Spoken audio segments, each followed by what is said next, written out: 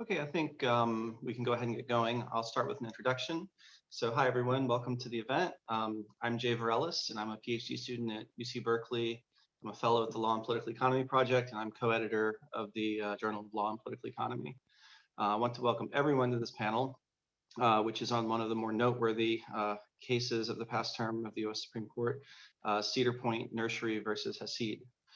This panel is sponsored by the Association for the Promotion of Political Economy and the Law, or APPEAL, and the Law and Political Economy Project.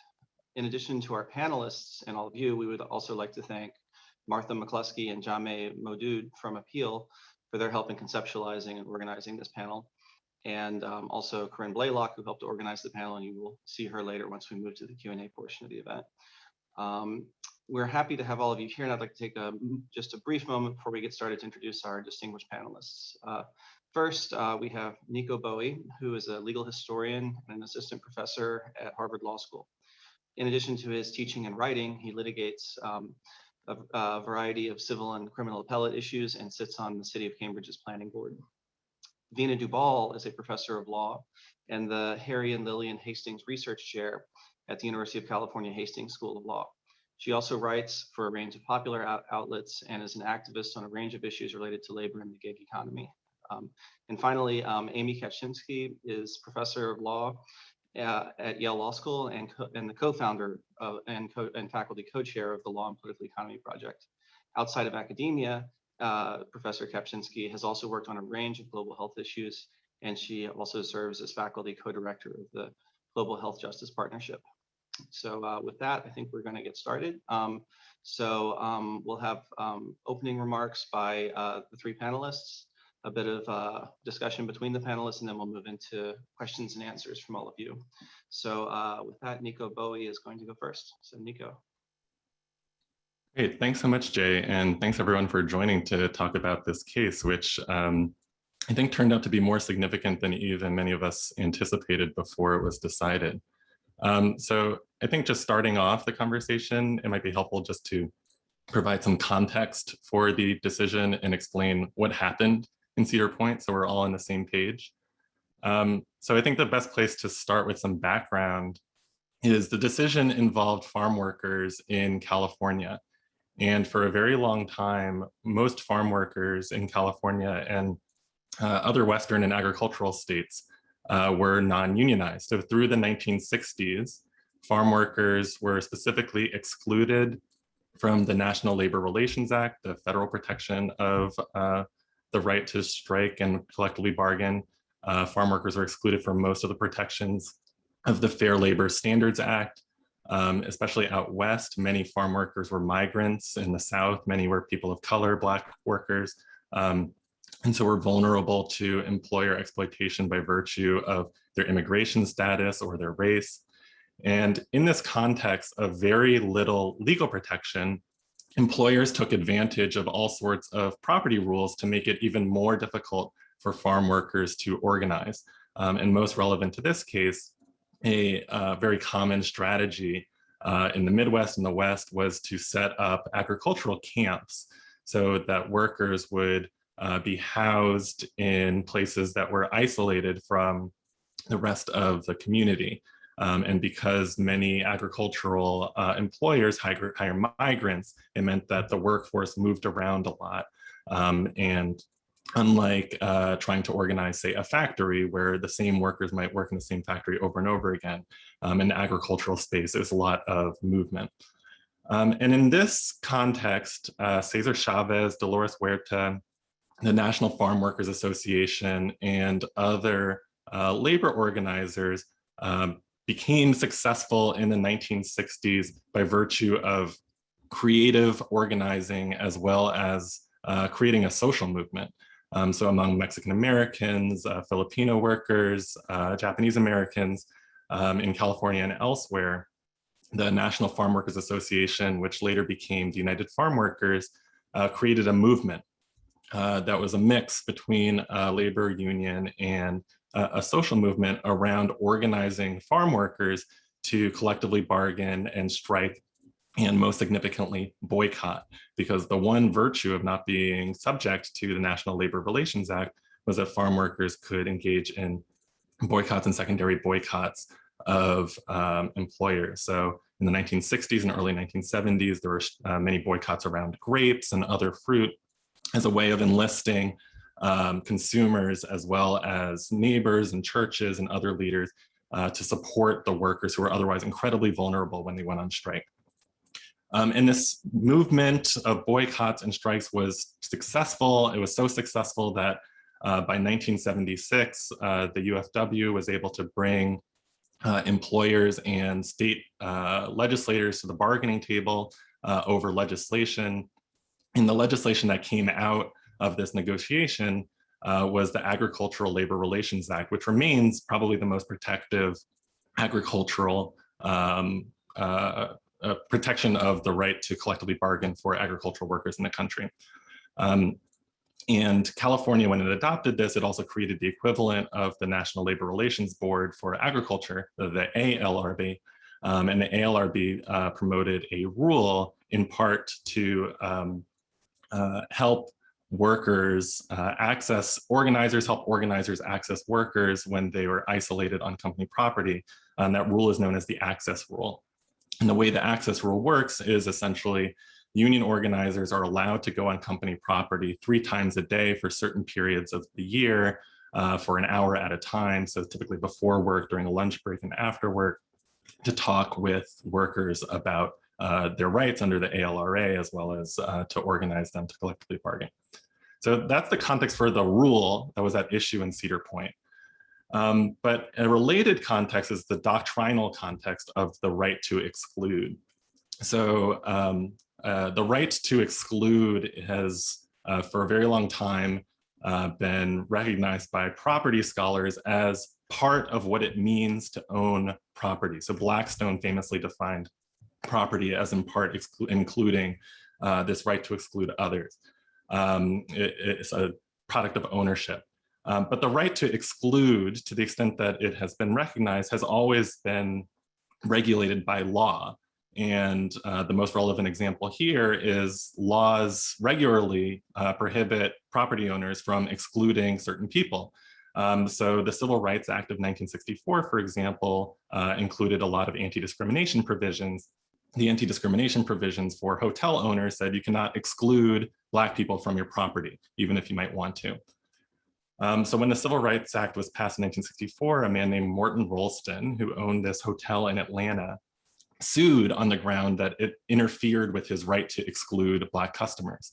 And he pointed to a provision in the Fifth Amendment, the Takings Clause, which says, "Nor shall private property be taken for public use without just compensation." So he argued that he owned property, this hotel. It had been taken because he could no longer exclude all the people he wanted to. And so for just compensation, he asked for $1 million for integrating his Atlanta hotel. And this case went up to the Supreme Court, and the Supreme Court said, no, this is not what the Fifth Amendment requires. This is not what the right to exclude requires. We've typically interpreted the right to exclude in the context of like physical dispossession of property. This is not that. And when the Access Rule came to the court in 1976, the analysis for the California Supreme Court was identical, and the court upheld the Access Rule despite a Fifth Amendment challenge. And subsequent cases involving this right to exclude typically analyzed it by balancing it against other priorities. So the balancing test has famously been very hard to pin down, but for the most part, when the court was confronted with someone saying, I want to exclude, say, a cable, like a physical cable from my apartment building, the court would evaluate, well, you know, that looks like it may be closer to a physical dispossession than just a regulation. And this sort of doctrinal analysis carried the court through Cedar Point. But so in Cedar Point, 50 years after first upholding the Access Rule, the court reached a different conclusion without acknowledging that it has overruling its own precedent. And the court this time in Cedar Point was confronted with a new challenge to California's Access Rule by these two very large employers in California who said, we want to exclude union organizers from our property. This is interfering with our property rights. And the court said, we agree, see Blackstone. The right to exclude is so fundamental that if there's a law that interferes with it, that is basically the equivalent of the government physically dispossessing you of your property. There's no need to balance this against other considerations. There's no need to look at California law and ask, how does California define property? Because in this case, California defined trespass not to include anything that had to do with labor. Instead, the court just said there's this freestanding right to exclude, and when a law interferes with that, it triggers the same protection covered by the Fifth Amendment. And so if the court had ended its opinion in Cedar Point there, not only would it be this landmark opinion, but it would also overrule its opinion upholding the Civil Rights Act, which does the same thing. It prevents employers from excluding customers. And so the rest of Cedar Point is essentially this list of ad hoc exceptions that the court used to protect some of the precedents that it liked, while striking down precedents that it didn't like the one that had previously said the access rule does not present a constitutional issue. And we can talk more about those exceptions, but the relevant one for the Civil Rights Act is that the court said that when the government prohibits someone from excluding from a place open to the public, it is not physical. But when the government prohibits an employer from excluding people from a place that the employer considers closed to the public, as in this case with large agricultural farms in California, that is a physical dispossession that triggers the need for just compensation.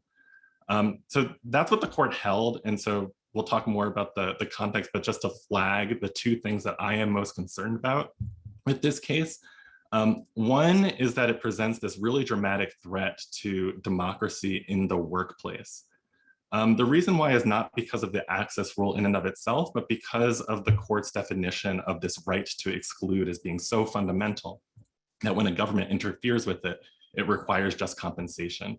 And the reason that's important is because the most significant source of workplace hierarchy is an employer's power to fire or an employer's power to exclude workers from their property. So anti-discrimination laws, anti-retaliation laws, fair housing laws, all of these laws prohibit someone from excluding others from their property. And so to illustrate the point, you can imagine a worker who comes out as gay. An employer says, well, I don't want you on my property, I'm going to exclude you. Under the Civil Rights Act anti-discrimination provisions, that would be illegal. But now an employer could credibly say, I am excluding this worker from my property. The Civil Rights Act is interfering with my right to exclude.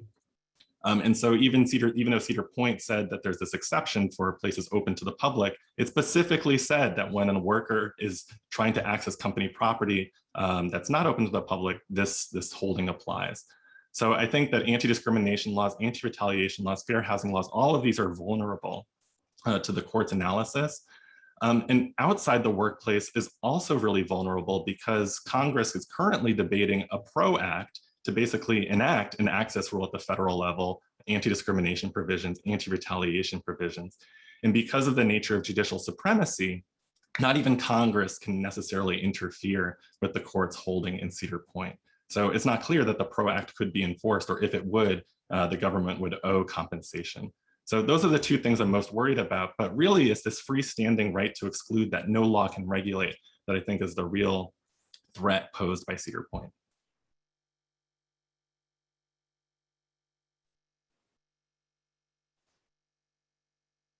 Oh, you're on mute, Jay.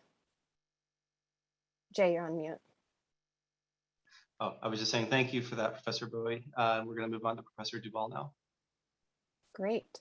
Well, I want to start just by saying thank you for having me. I see a lot of people who I deeply admire and who know a lot about this, both from personal and professional experience. So I'm eager to get into the conversation. I want to go back to some of what Nico started with, which was contextualizing the regulation that was struck down in this case. And, he articulated precisely what it was, a right of access that was limited to, 4 months out of the year, for a limited number of hours, not interfering with the actual work. It had to be before work or after work or during a lunch break. And as an initial matter, I think it's helpful to understand why we had this regulation in the first place. So I'm going to do just like a bit of historical overview, sort of complementing Nico's historical overview. So most of you know that the National Labor Relations Act was passed in 1935, and that when it was passed, domestic workers and agricultural workers were actually carved out of the law. And this, as you probably know also, was at the behest of Dixiecrats who were working on behalf of Southern growers, hoping to keep the political economy of the South intact.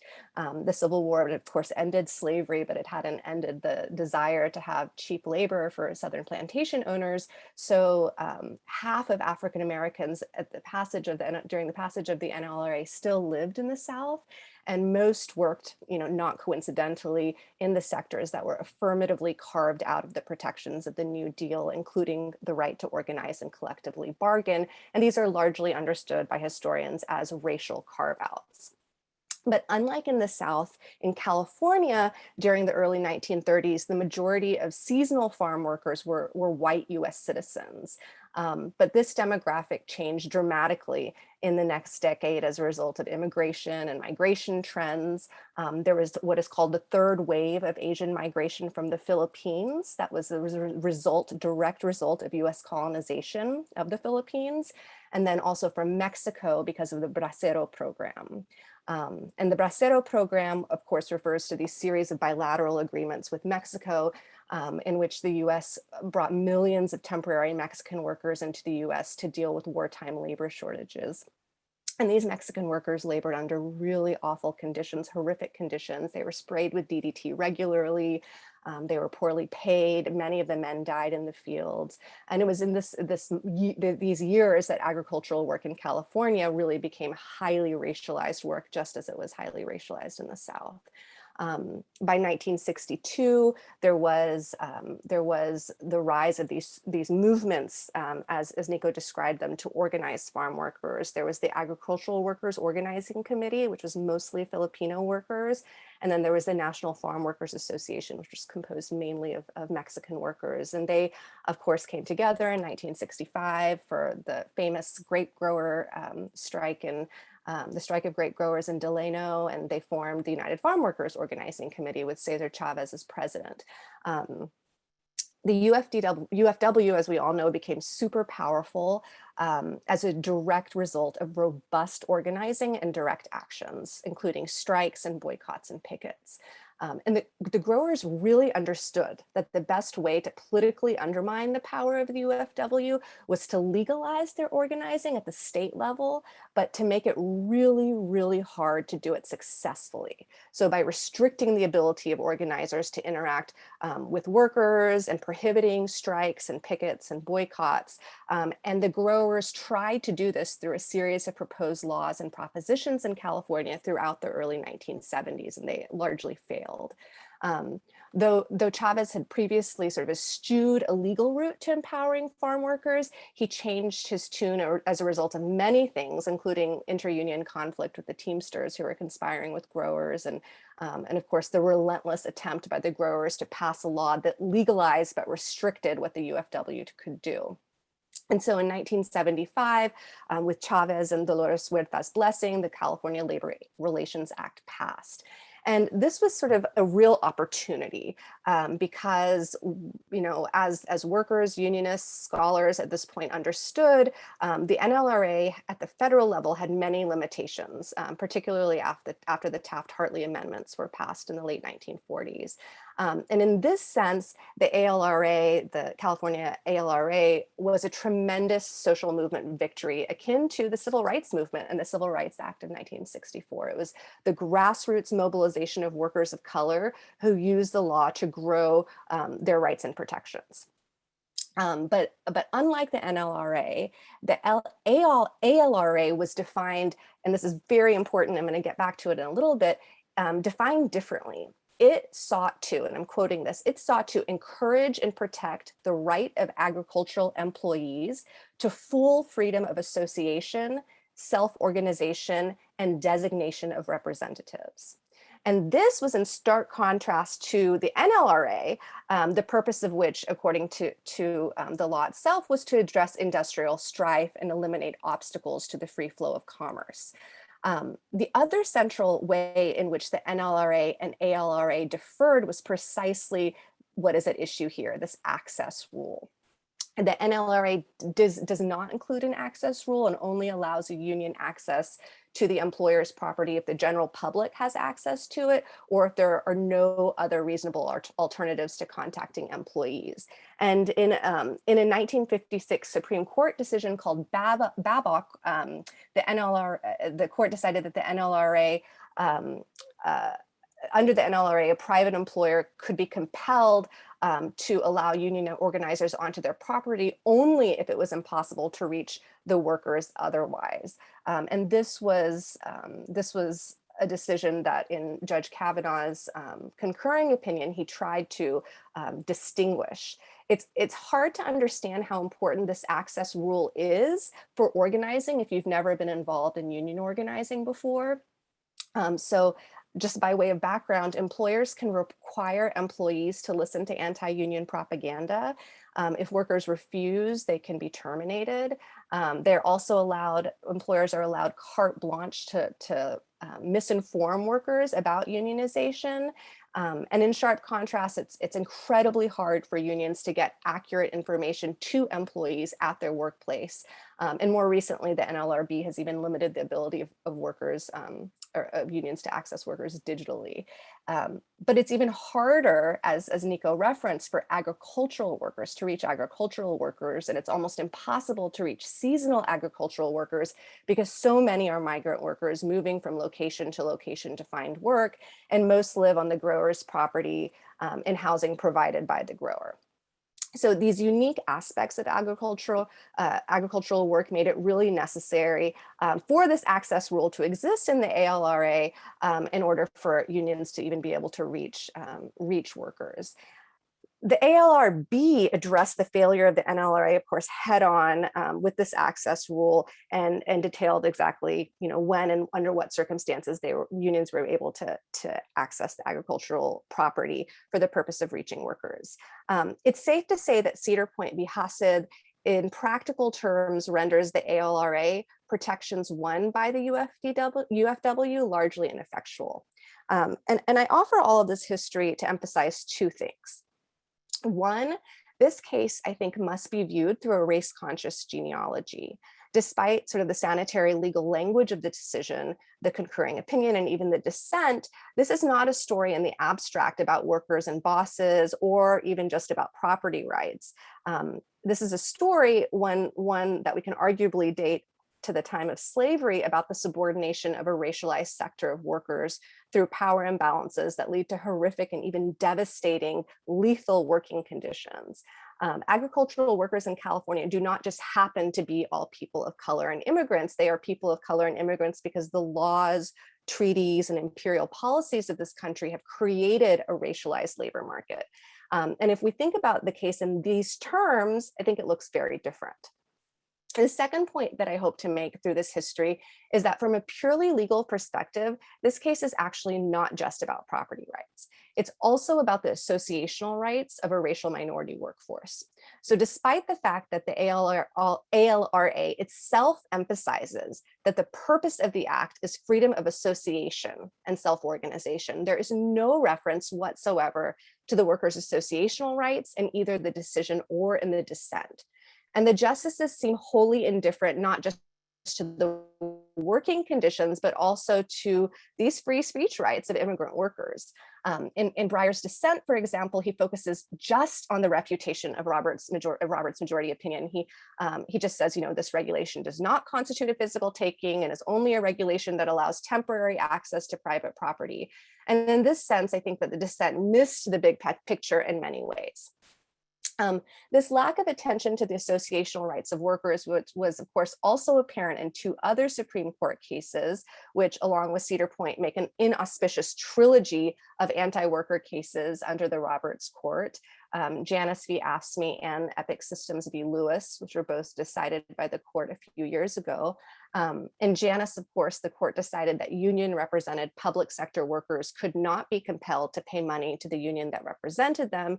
And central irony here, as observed by my colleague Charlotte Garden, is that the court found that workers have a constitutional right not to more democratic participation in their workplaces, but instead to have their wages and working conditions determined unilaterally by their employers, if you take the logic of the court's decision to its endpoint.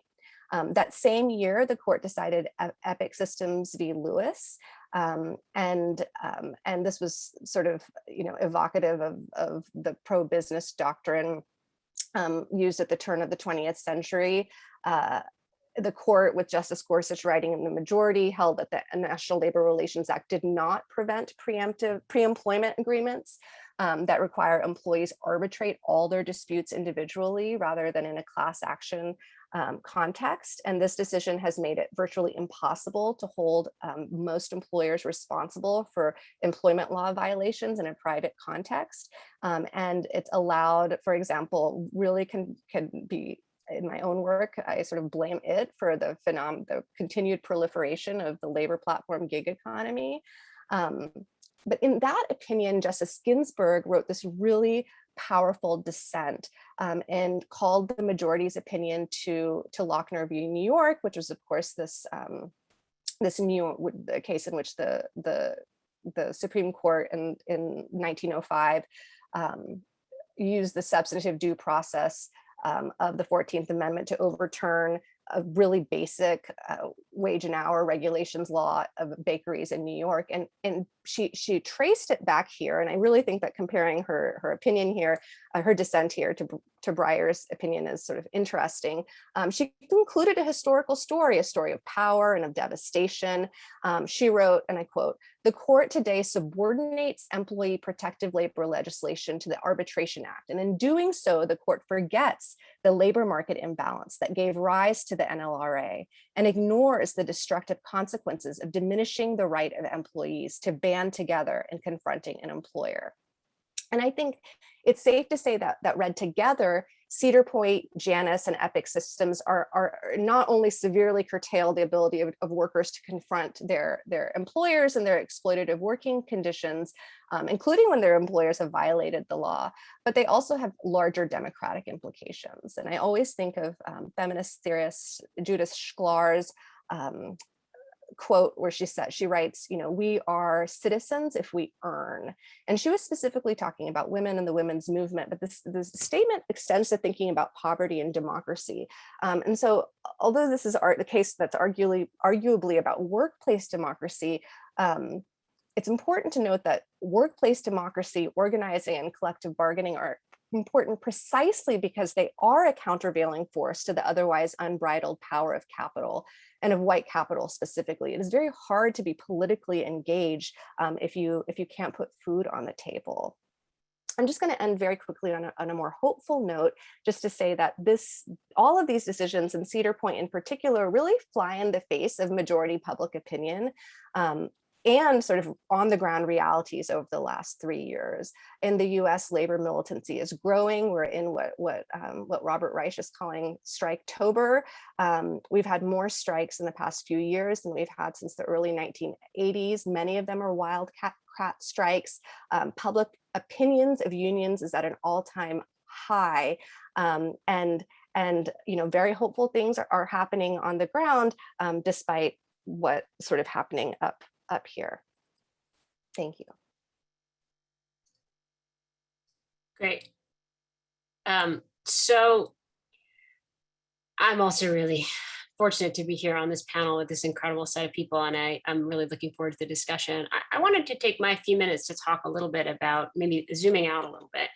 And one of the things we talk about in the world of law and political economy scholarship is how law helps encase markets and domination against democracy.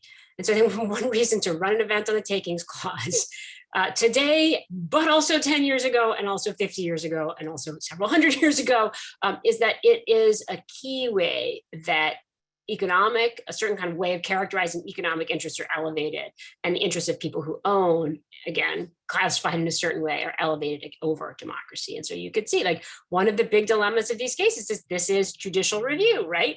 This is the Constitution coming in to overturn any otherwise chosen ordering of social relations that we might choose in a democracy, and the Supreme Court coming in. And of course, the Takings Clause itself goes back a very long way. And so we could also situate this in a history that is a history about, in fact, how our Constitution was designed and has protected not institutions like slavery, protected hierarchy and domination markets for a very long time.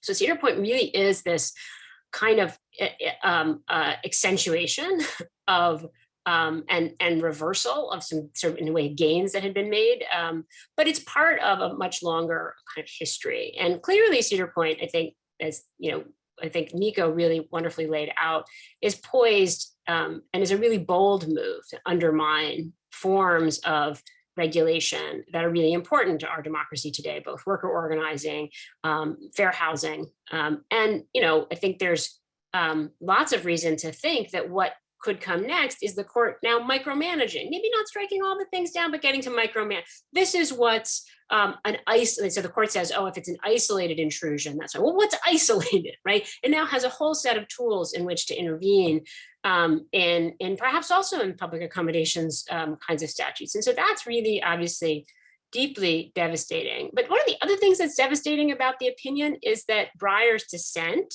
which I think carefully does take apart some of what's so bold about this particular move, just wants us to go back to the world of regulatory takings law, right? To the world of the court saying, well, that regulation is too much. And that world itself was an invention, even the sort of framing up of the takings clause. That was a modern invention that not only if you expropriated property from somebody, which is probably what most normal people would think the government taking property means, but also maybe zoning, right?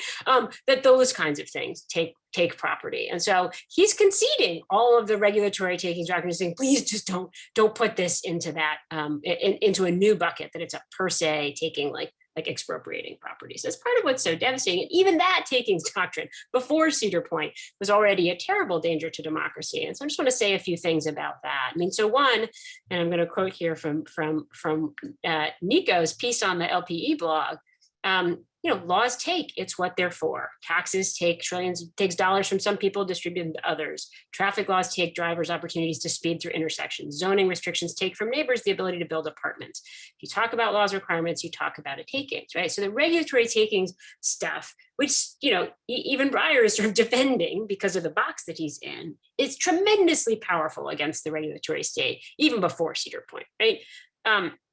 And just to sort of emphasize some of what its dangers are, I want to talk a little bit how this works in intellectual property, which is a field I teach in, and of course is very important to the way the modern economy works, right? So interesting question, right? Are forms of patents, trade secrets, copyrights, forms of property that are protected by the Fifth Amendment? There's lots of reasons to think they might not be. And interestingly, there's not a lot of case law on this question. There's just one case, Supreme Court case on the taking of what we used to call patents, copyrights, trademark, trade secret. Now we call intellectual property. You see what that might mean when you get to the takings clause, right?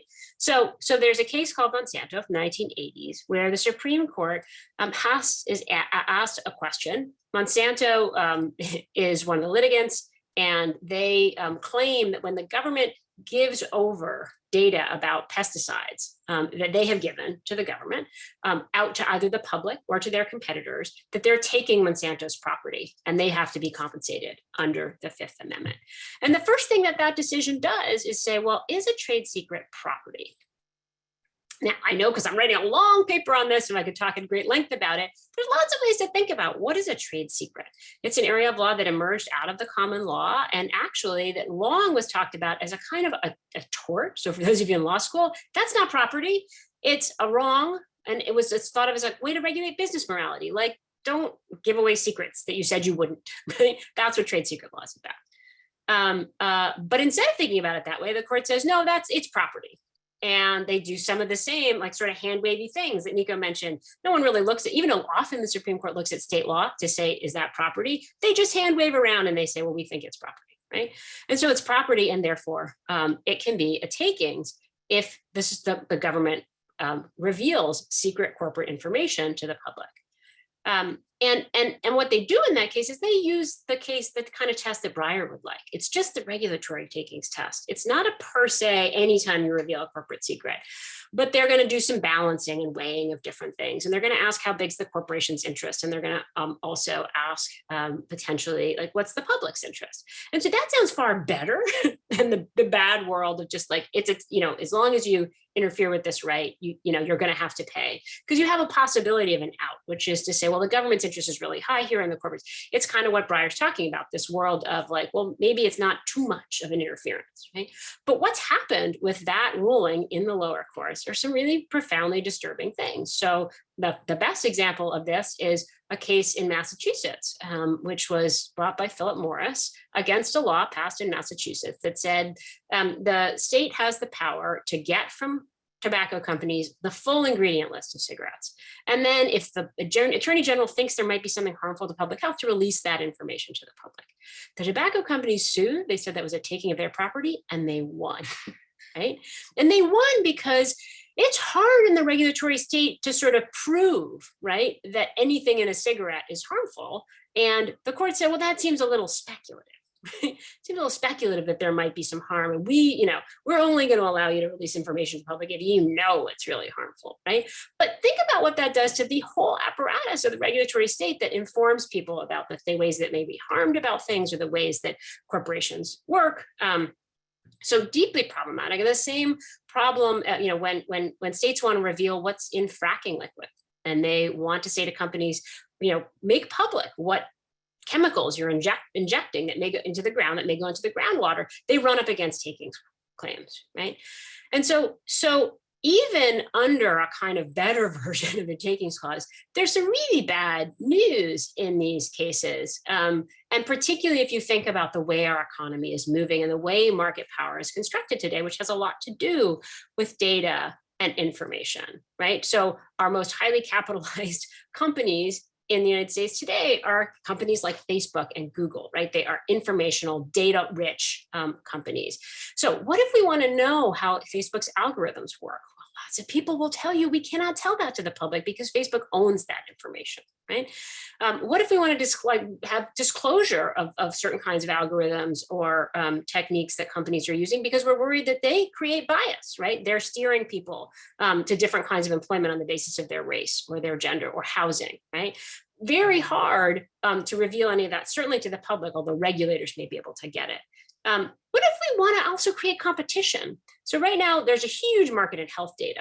Guess what? Health data is what we give often to our apps, or we give it to our doctors and they put it in electronic health records. And then that stuff that we give is bought by companies and they trade it around, and there's lots of potential uses of this. But if you were to say, well, actually, we think one company monopolizing all that health data is bad, we'd like several companies to be able to access that health data, you're going to run into also a claim about takings, right? So there's both questions about, can you structure competition in information economy, and can you actually inform the public about things? And I'll say one more thing before I stop, which is in some ways the deepest problem of the kind of way the takings clause works goes all the way back to the sort of privileging of private industrial property over private property, industrial property over something like the rights of citizens or the rights of workers or the rights of persons, right? So imagine Cedar Point if we thought we owned our labor, right? Or the rights of association, as Vina's talking about. Or imagine Facebook and health records if we owned our personal data, or if Henrietta Lacks owned her cells, right? If we require companies to share knowledge about making COVID vaccines to protect public health, they're going to sue us, arguing it's a takings. And that's part of the reason the Biden administration hasn't taken that step, right? So because we don't have any rights on the other side, right? And so I'm not actually a big fan of kind of trying to flip the script and call the things property. But what I want to emphasize is that like the background tapestry that we're talking about is hyper powered on one side and really anemic on the other. And that's what's setting up some of the conflicts that we're seeing before us. I'll stop there. Thanks so much, Amy, and everybody for your really insightful comments. So we want to give people a moment you've given them a lot to think about to add their questions to the Q&A, so people can go ahead and do that. And we wanted to give you guys an opportunity to respond to each other and see, because I know there are a lot of things sort of laid on the table. So if anyone wants to start with that. Sure. I just want to start by emphasizing something that Vina said, which is how this case has to be viewed through a race-conscious lens. Not only do I agree completely and think that viewing this case through a race-conscious lens is unavoidable as a matter of context, but I also think it's unavoidable as a matter of like formal legal reasoning in, like what Felix Cohen would call transcendental nonsense. And if you think about like what are the laws that the court is interpreting in this case, there are two of them for the most part. One is the 14th Amendment, so adopted in 1868 with the explicit and primary goal of protecting Black agricultural workers from exploitation. It was a situation in which states were trying to take away life, liberty, and property from these Black workers who had formerly or had just been enslaved. And the 14th Amendment was a response to that as a way of disrupting this form of domination. The second law at issue beyond the Access Rule itself is the Ku Klux Klan Act of 1871, today known to most civil rights litigators as 42 USC 1983. And so that law was also enacted to protect Black agricultural workers during Reconstruction by requiring everyone else to respect the rights that the Congress had just promoted under the 14th Amendment. So the formal legal argument here in Cedar Point was that in order to free these two agricultural employers from the risk that their employees might unionize, that these predominantly Black and brown farm workers might unionize, the court adopted what was originally this segregationist argument from the 1960s that employers have this right to discriminate against who comes on their property. And so even though that argument had been rejected in the decision upholding the Civil Rights Act of 1964 and upholding the Access Rule in 1976, the court nevertheless took it on as though it was the first time it had ever considered the question. And this right to discriminate or this right to exclude was supposedly protected by this statute and a constitutional amendment that had each been enacted to protect Black farm workers from exploitation. So even like I think what's so I don't know if it's ironic or just it just makes me sad that there are these laws that are designed to disrupt this form of domination. They're designed to be pro-democratic, to enable the spread of political equality in the face of this anti-democracy. The workers who are in these California, like huge industrial farms, they're not all there because they want to be, but they're at the bottom of a hierarchy that requires them to be, the hierarchy that's enforced by colonization, by immigration rules, and by racial capitalism. They're disenfranchised as economic citizens, and to the extent that workers are not citizens, they're disenfranchised as political citizens. And I think disrupting this disenfranchisement, the cultivation of democracy, not just in the workplaces, as Vina emphasized, but outside of it as well, I think it requires organizing. It requires what W.B. Du Bois emphasized with the general strike of Black enslaved people during the Civil War, the organizing of the Civil Rights Movement and the UFW, the organizing that was going on that led to this litigation here. And so for me, Cedar Point demonstrates how legal doctrine in this respect is so underdetermined and manipulable that it's possible to invert even these incredibly pro-democratic laws to inhibit organizing. And so a lot of the response I've seen in the public about Cedar Point relates to the doctrinal caveats the court has laid out, as though the future of this whole area is going to be resolved through litigation, that if you have the right legal argument and you demonstrate that in 1798, property meant that you could have inspections, that means that inspections are legal going forward. And I think it's just fundamentally not doctrinal at all. Addressing the harm of Cedar Point is not going to come from litigation, but from organizing, and precisely the type of organizing that the decision is designed to disrupt. I want to just add one thing to that. Nico's so beautiful. I feel like we should make a transcript of it and turn it into an essay. Really, but I wanted to say like that. I mean, that is precisely right. And it wasn't just it's not like we are in a moment with farm worker organizing where things are so robust. 1% of farm workers are represented by the UFW. 400,000 of the 900,000 farm workers in the US are in California, and I think the UFW has something like 33 contracts. This access rule wasn't being used a lot. And I see this really as the result of a conservative, a grower social movement. The growers in California have a lot of political power as the culmination of the growers social movement to really to stamp out having to deal with UFW at all. There's, as I emphasized, there's just not a lot that organizers can do now, even if there was money and energy being spent on organizing farm workers.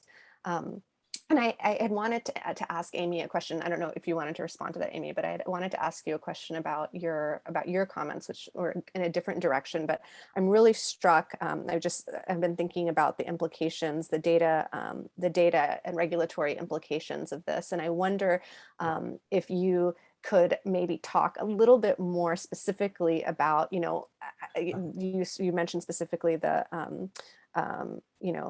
healthcare data business. But of course, like we are in a data-driven world and everything is about data and the power of data and how much data is worth. And is what you're saying that in a context in which the government asks Facebook to turn over data that is otherwise considered quite valuable, that could be viewed as a taking? Like that is the logical sort of endpoint here? Yeah, I mean, so there's interesting possibilities. So, I mean, the way that the secrecy taking stuff is like if you reveal it to the public, that's the way the case of Monsanto worked. But I mean, companies have argued that they shouldn't even have to turn stuff over to the government because it might leak or something like that. And so unless the government creates like Fort Knox and doesn't ever allow anyone in, they're not even going to turn it over, right? So you could see that as the next turn of the right now, the questions are more like, well, can the regulator reveal it to the public? Of course, that's very important, right? But so absolutely, the questions are like, can the public know about what's happening, and can you get access to corporate information from regulators? And so, I've worked on cases where we've tried to litigate to use freedom of information to get information about health and safety data about pharmaceuticals, and companies say, well, that's our property. Basically, they say that's our property, we can't have it, and it's very, very hard to get it. So it has lots of implications. But I love the point about organizing, and I thought maybe another way to link up the two pieces of this is like, think about what happens as platforms become a really important mediating force in labor, right? So Uber creates self-driving cars by tracking where workers go, right? Who owns that data? Where does it come from? It comes from the workers, but we don't own that data, right? You can capture it. And so Uber captures it and can turn that into self-driving cars that displace workers. And then when you say, well, who owns the platform? Like Uber could be that app could be a great organizing tool. Who owns it?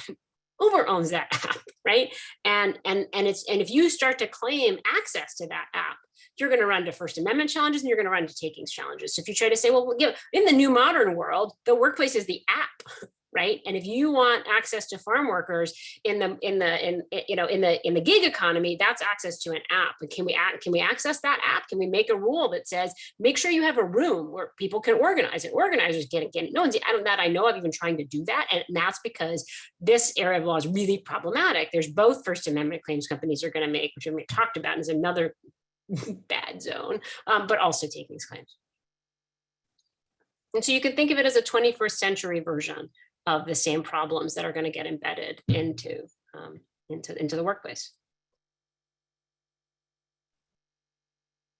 Okay, well, if nobody else wants to jump in, I think we should turn to the Q&A. So a number of the questions, both in the chat and the Q&A, are sort of asking about an international or comparative perspective on this. So one version of that would be to think about sort of like what the implications are for international arbitration, how this might sort of filter out. But as on the other hand, as a number of people have pointed out, comparatively, when thinking about how property has been treated in other sort of like international economic law contexts, this is actually not as bad, or at least we've been here before. And I wonder what you guys think about that.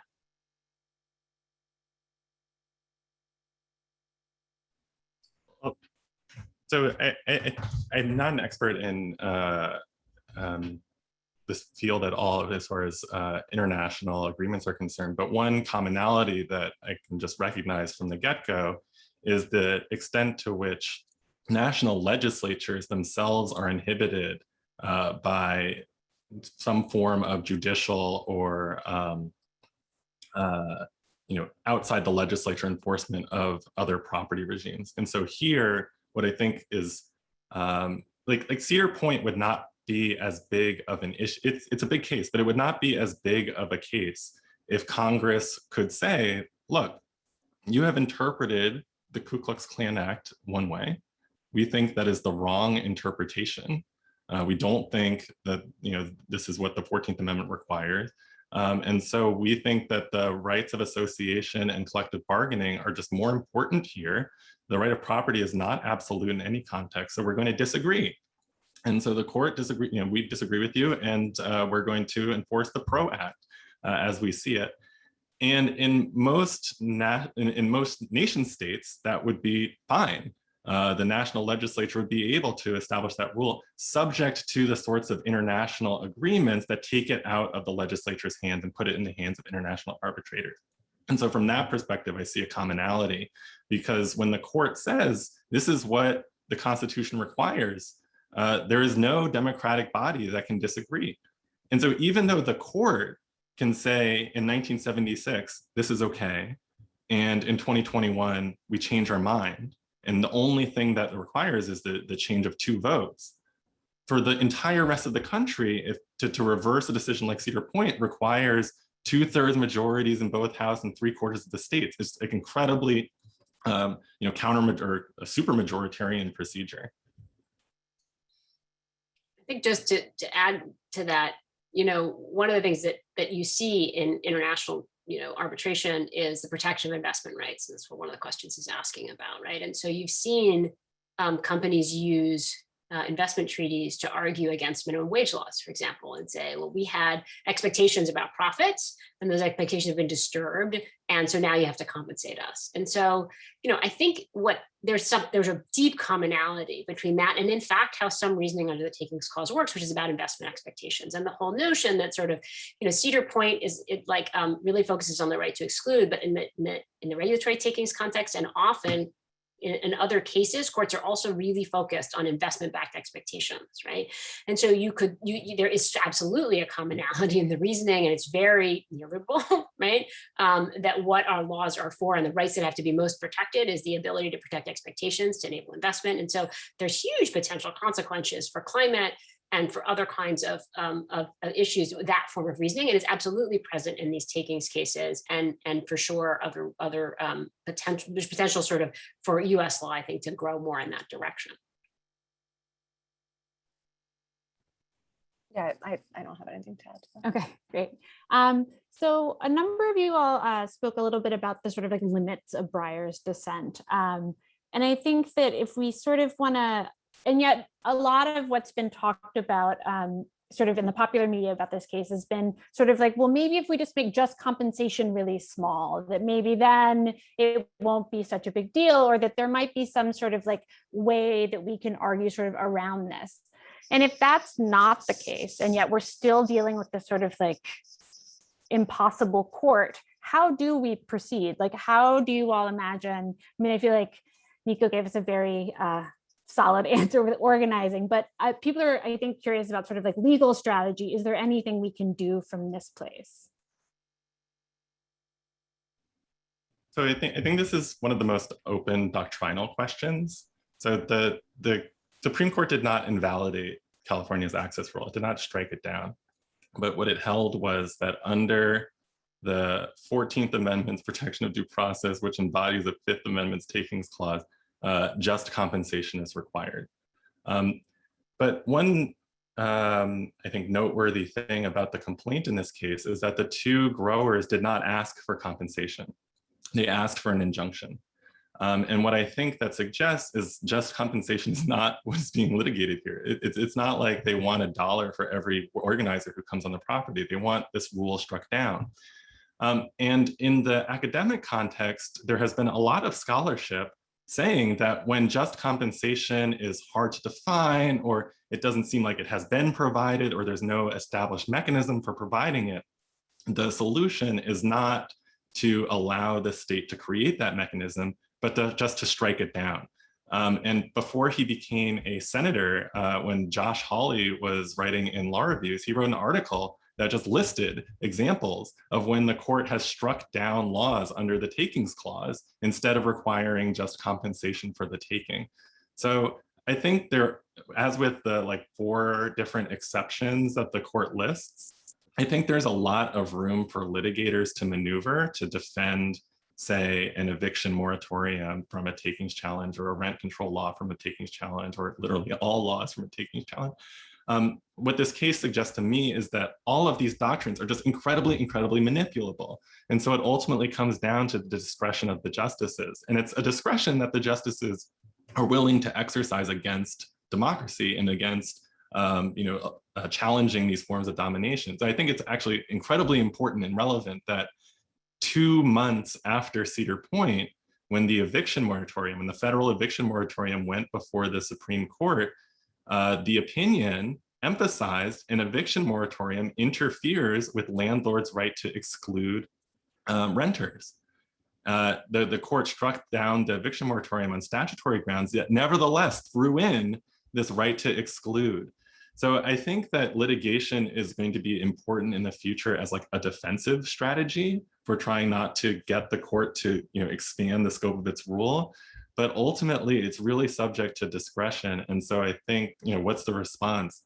I think the response will roughly be the same as the response to things like Lochner or Dred Scott or all of the other courts' bad rulings, which was not like, oh, the justices had a change of heart. It was, change in personnel driven by mass mobilization and social movements.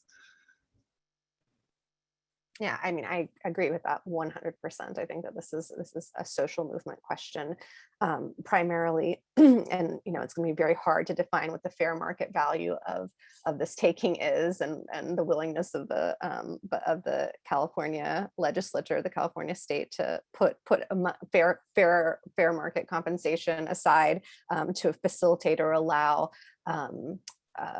organizers onto the property. But I do think that, so on the organizing end of things, I do think that this is what social movement theorists might call a political opportunity.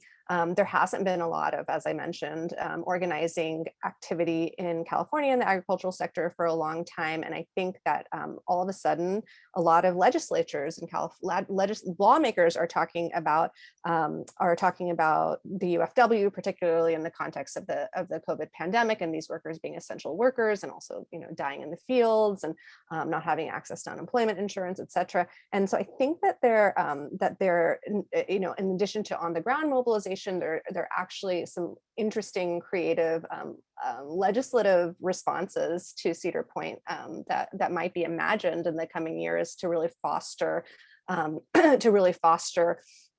right of access in line with the majority court's opinion here, and to draw attention to the need to grow the movement on the ground, which will ultimately result in the things that Nico articulated, including a sort of change of personnel so that we have the right people making the discretionary decisions.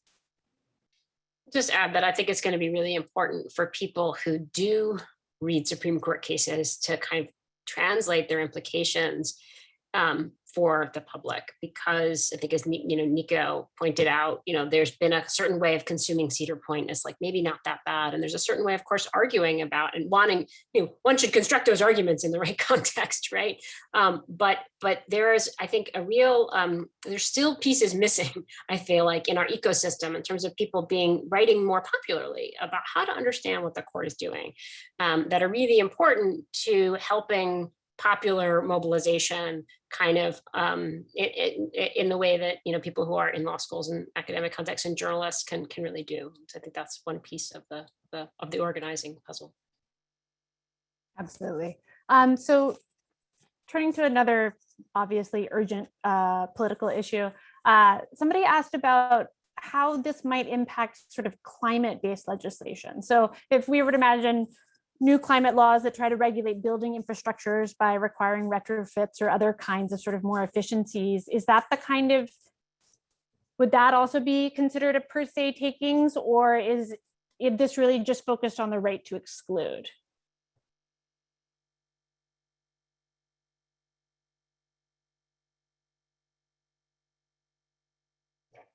I mean, I think that, part of what we've been sort of grappling with is in the hands of this court and these lower courts, there are a lot of opportunities, I think, including to, yes, say that, forms of environmental law. In fact, environmental law has long been what regulatory takings were about, right? The kind of leading edge of a lot of what counts as too much, right?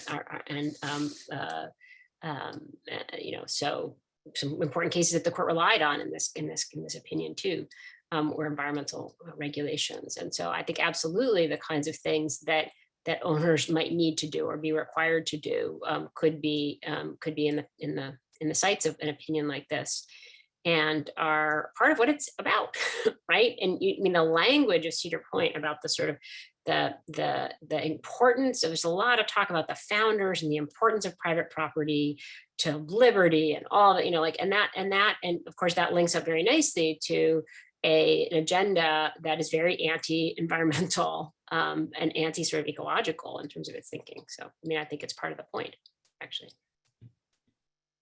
Yeah, it's, oh, sorry, Bina. Oh, I was just going to say very quickly that it's also very ahistorical, though. Like, as many have argued, as Bethany Berger has argued, as the historians who wrote the amicus brief has argued, it's like an ahistorical interpretation of property rights in the U.S. Yeah, like the foundation for this whole line of cases began with a case involving Pennsylvania trying to keep coal in the ground, and I think that's going to become increasingly relevant as the federal government and states attempt to do just that going forward. And one of the things that all three of us keep emphasizing here is how much discretion is in the hands of the court. And it's not just discretion in terms of doctrine, but it's also discretion in terms of like, what is the relevant thing to be protected? And so to the extent, I see a question in the Q&A talking about property rights, like property is like one of the, if not the most contested value in US history. Like, what is it? What does it mean? Who has it? Who is it? And so for the court to say that like property in this case is exclusively in the hands of the executives of these two corporations. So, the plaintiffs here, the litigants here, it's not the shareholders, it's not the managers, it's the companies themselves. It's their property rights that are being vindicated, but it's property being defined in a way to the exclusion of lots of other potential value judgments, including, the associational interests of the employees, the workers' ability to participate in constructing the firm. You can imagine firms that are co-ops or run by workers that have very different assessment of what property means in this context than a corporation premised on shareholder primacy, than which shareholders themselves are excluded from deciding whether this litigation takes place. So to suggest that, like, Justice Kagan said now infamously that, we're all textualists now, and everyone on the court is theoretically approaching a question like this by asking, like, what does it mean to take? What is property? What is private? when like they have no expertise in this question, because this is like the question of politics. It's what are the values that we care most about, and how do we stack those values against one another? And so when the court says in a case like this, property demands compensation, it's doing so much of the work just in its definitional stage.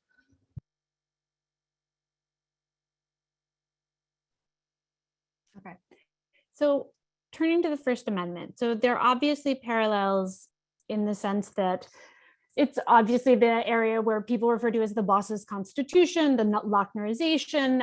We've seen these sort of moves. And so somebody is asking sort of like how we understand that parallel, whether there are any relevant distinctions.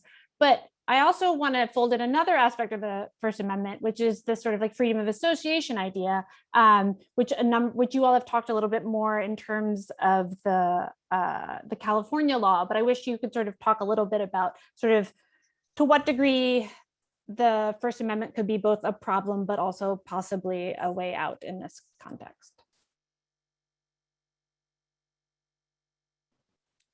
I mean, as I think I emphasized in my talk, it's really striking here that we're not talking about freedom of association, and in both EPIC systems and in Janus, you see the First Amendment's interpretation. And I'm not a First Amendment scholar, but you just as a legal scholar, I very much see a conflict here between free speech rights and property rights and freedom of association rights, and the way that the First Amendment was interpreted, particularly in EPIC systems. I don't know where that leads us in terms of litigation, but it's very clear that freedom of association, particularly as it relates to collective organizing, is not something that the court is thinking about or wants to think about.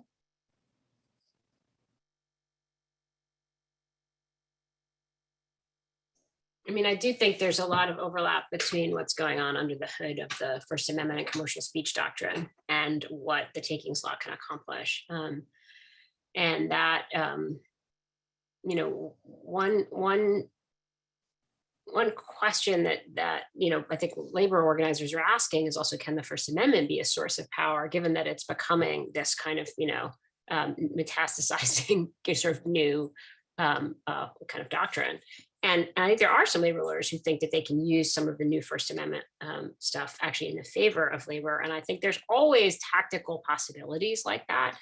And I expect that people will try to use them. I guess I think the discretion and the sort of willfulness of the kind of pretty deeply not just at the top level, but also at the lower levels, conservative courts that we have are, of course, going to make that really, really challenging. That said, part of the reason to do it is it illuminates all the choices that they're making, right? And the very partial ways that they'll pick and choose, which kind of First Amendment to, even though the doctrine might suggest that you could actually win as a labor organizer under the First Amendment now, let's see how that works out. And so there for sure is some possibility there, but I think it's going to be limited by the same dimensions that we're talking about. And I think other people are also asking in the chat like questions about can you flip the script by claiming associational rights, by claiming that this is our property and so forth. And I think again, like there's some ways in which that might be important to do tactically, but I think my own instinct about some of how to think about the power of the the counter mobilization is that we want to in fact be pointing our way more towards strategies of popular power and in fact deference to the way that we collectively decide to make the market work. So when I've written this piece about trade secrets, about the problem that I sort of presented to you today. And part of the way it ends is excavating old cases where companies, actually when there were first labeling laws, they said, like, I have to put what's in my fertilizer on the label, but that reveals my trade secrets. And the courts say the cost of doing business in a civilized society is revealing information to the public. And they're like, we had Lochner, we're not doing it anymore right now. And if you want to be a business, you have to adopt the terms that the public sets.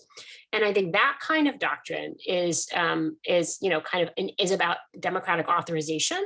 And that some of the risk, even if it's tactically important, of some of the way that rights litigation can end up operating is whether or not the claim to property here and the claim to property there end up individualizing more than they end up kind of leading to the collective sort of democratization of the economy. And so it doesn't have to always be that way. Of course, you can use individual claims strategically in the context of an organizing campaign, right? But I think it's always important to think about the relationship between the kinds of claims that you're making and the bigger power building moves that you want to make, and not rely sort of in a narrow sense on like, well, how could we make rights claims the way they make rights claims?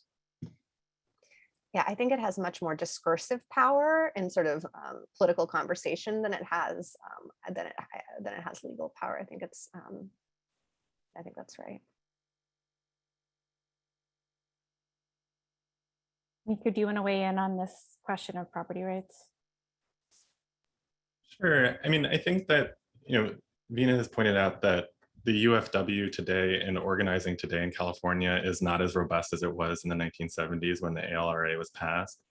And the fact that, in some ways, I think of legislation or even litigation strategies as being analogous to contracts. And so like a contract that's won by a union organizing campaign is only going to be as strong and enforced and valuable as the willingness of the workers behind it to enforce it by striking. To the extent there's no potential for any sort of enforcement, even the most favorable labor contract is going to end up either falling by the wayside or changing with the next iteration. And I think that same issue of the need for popular support behind a project is really important. And so for thinking of like alternative doctrinal responses through the First Amendment, or thinking of legislation responses, whether in California or at the federal level, I think of it as sort of like worker contracts. Like these might work, but they're going to work to the extent that there's the support behind them. Because I just don't see in the near future the likelihood that a creative litigation strategy, even one that appeals to things that the court has very recently reinforced, like the First Amendment rights of workers to oppose union organizing, or the First Amendment right of workers to oppose spending money on campaigns they disagree with, is going to translate when it would lead to different outcomes on the ground. Like, for example, I think that Janus theoretically should be super helpful to the workers in this case. They're saying like, I want to have union organizers in the workspace. I want to engage with them on a political level. The employer's rule is interfering with this value. And it's indirect in much the same way that it's indirect in the labor context in Janus. It's not the state literally requiring this, but the state is setting up the framework for it. And so that same sort of value, even if you can come up with doctrinal distinctions, the same principle behind it is there. And the enforceability of that principle is really going to depend not, I think, on the court's receptiveness to it, but really on, what community of interest does this strategy represent?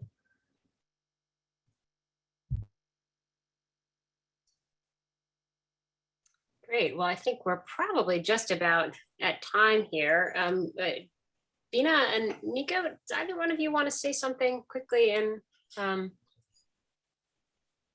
well, I just have learned so much from both of you, and I'm more frightened than I was before this panel began.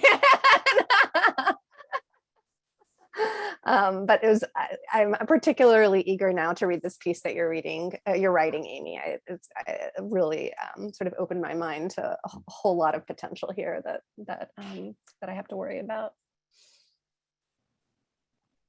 Yeah, I think that where I am optimistic is recognizing that in 1965, when the first contracts were won on these California farms, the law was even worse. Yeah, that's true. There was no ALRA, there was no protection.